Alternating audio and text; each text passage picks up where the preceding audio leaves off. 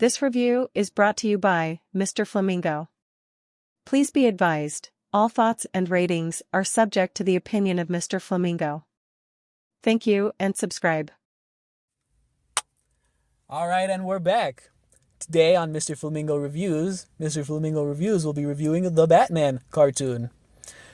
The Batman was the animated Batman cartoon that had the daunting task of following up the likes of Batman, the animated series, and Batman Beyond, as its own standalone Batman-focused cartoon in its own continuity.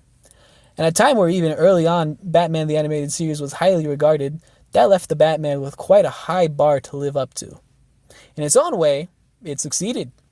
Set in its own continuity and doing things in its own way, the Batman followed a cool and sleek take on billionaire playboy Bruce Wayne, played by Rhino Romano, who you may know as Spider-Man in the Spider-Man Unlimited animated show. Forgoing the animated series' gothic noir style, this Batman's world is a colorful and sharp environment.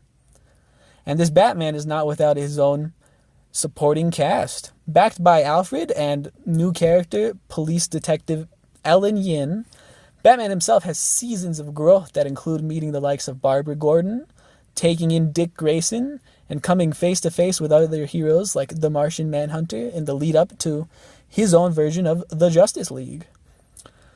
Some of his villains have unique and sleek designs, like their take on the Joker, who doesn't even wear shoes and has longer hair, or Bane, who's a massive red behemoth.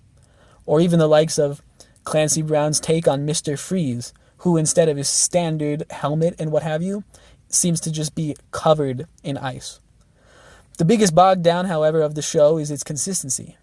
Whether that was the changing of the theme between a couple of the seasons, the inconsistency in some of the voice actors, which is usually normal, but Bane had 3 different voice actors in the span of 3 different appearances consecutively. Later on in the show's run, they disregarded Ellen Yin entirely, and by the last season, main characters like Commissioner Gordon and Batgirl are relegated to either just guest spots or cameo characters. Arguably though, issues aside, this Batman show does a very fine job at establishing its own continuity and its own world and standing on its own legs, that it would be easy to see why folks would pick this show as their favorite Batman adaptation over the likes of Batman the Brave and the Bold, or even the highly regarded Batman the Animated Series. A wonderful show that I'd highly recommend folks out there check out. It's a fantastic show. Sometimes the consistency just gets questionable, but if you look past that, great time, highly recommend it. Thank you.